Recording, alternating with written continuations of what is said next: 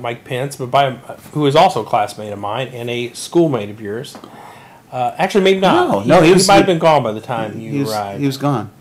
But his margin was actually a lot closer than people expected, and certainly closer than I expected.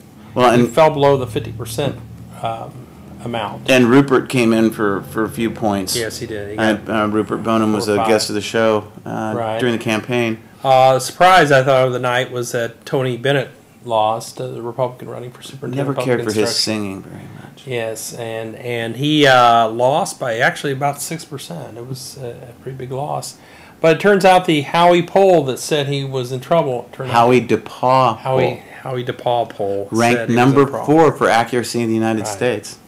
Turned out to be a good poll on that because it showed him polling very low. Well, and that's a weird thing because there was an article in the New Republic this week about how screwed up Mitt Romney's internal polling was. You pay those people to do internal polling to be accurate so that you know what's going on. I might not want to get cancer, but I'm paying a doctor to do his or her best to tell me whether I have it. I don't want them to say, no, you're okay, and then I croak a few months later.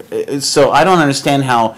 Yeah, I don't really understand either, but I know there is a tendency when you're around people who have clout, who have power, which he definitely would have been if he got elected. You don't like to tell them no, or you don't like to tell them bad news. But you're right, the internal polling, you would think that the pollsters are there to give you the straight scoop. Yeah, and my advisor at DePaul was into that aspect of politics, polling everything. And my understanding was you get a polling sample of 900, and you do the right technical things, you're going to get a pretty good sample on and I did not read the article, so I don't know what exactly they were doing wrong.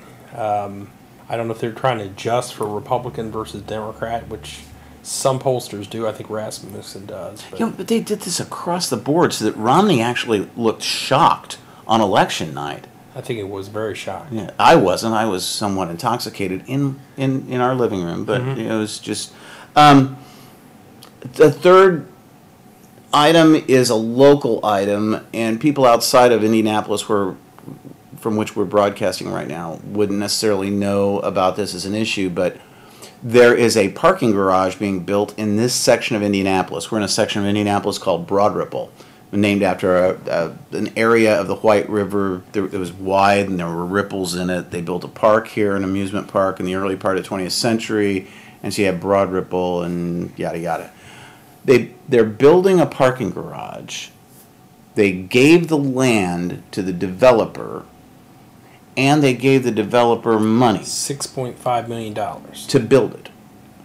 Well, the developer, the story was that it was going to cost about $19 million to build it, and the 6.5 was only a portion.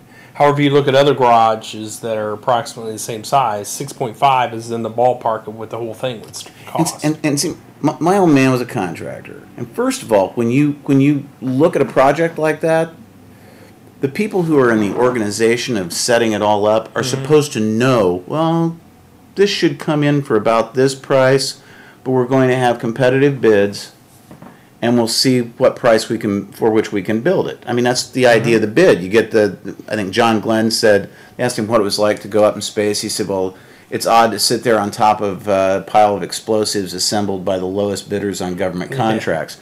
But the whole idea is you're trying to get the low bids on these contracts. The contractors